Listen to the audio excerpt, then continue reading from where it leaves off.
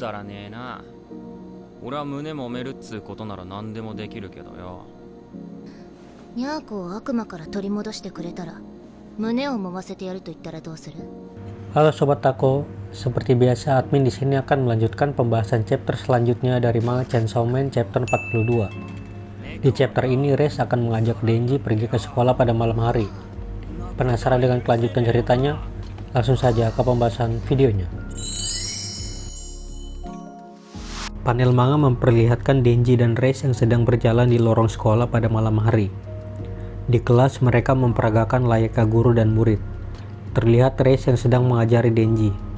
Reis memberikan beberapa soal untuk Denji.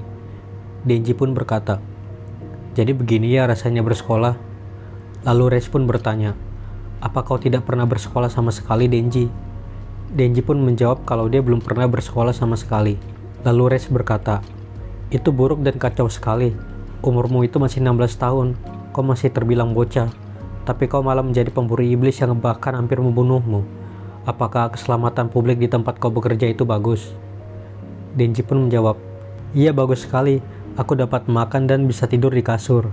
Lalu Reis pun berkata, "Itu kan standar hidup minimal di Jepang. Itu hanya hal biasa." Dari tadi berpikir membuatku pusing," ucap Denji. Mendengar perkataan Denji, Reis pun mengajak Denji untuk mendinginkan diri.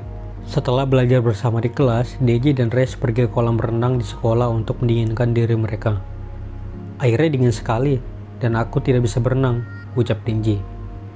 Lalu Reis pun berkata, "Kalau begitu akan kuajari kau berenang." Setelah berkata seperti itu, Reis langsung membuka pakaiannya semua. Reis juga mengajak Denji untuk membuka bajunya. Terlihat Denji yang malu-malu masih memikirkan Makima, bahwa dia akan mengkhianati Makima jika bertelanjang di depan wanita lain. Dengan terpaksa Denji pun membuka pakaiannya semua dan langsung terjun ke kolam. Di saat mereka sedang asik berenang bersama, tiba-tiba saja hujan turun dengan sangat deras. Mereka segera kembali ke dalam kelas untuk berteduh. Lalu scene manga memperlihatkan Denji dan Reis yang sedang menunggu hujan reda sambil menatap keluar jendela. Lalu Reis bertanya kepada Denji, "Hei Denji, kau pilih mana antara tikus kota dan tikus pinggiran?" Gambar berpindah memperlihatkan Aki dan Angel Devil yang sedang berteduh dari hujan. Angel Devil pun bertanya hal yang sama seperti apa yang dibahas oleh Reis dan Denji. Angel Devil berkata, "Itu salah satu fabel Aesop. Tikus pinggiran bisa hidup dengan aman, tapi tidak bisa makan enak. Berbeda dengan tikus kota. Tikus kota bisa makan enak, tapi harus menghadapi risiko besar terbunuh. Aku lebih suka memilih tikus pinggiran, tapi Makima membawaku ke kota. Aku tidak mau bekerja sama dengan orang kota sepertimu." Lalu gambar kembali kepada Reis dan Denji. Mereka masih membicarakan hal yang sama. Lalu Denji berkata, "Aku memilih tikus kota."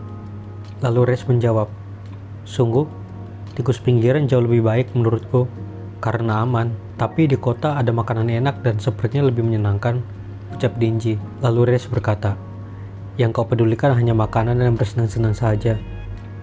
Setelah itu Reis mengajak Denji untuk pergi melihat festival lokal besok. Denji menjawab, "Tentu, tapi setelah aku pulang bekerja."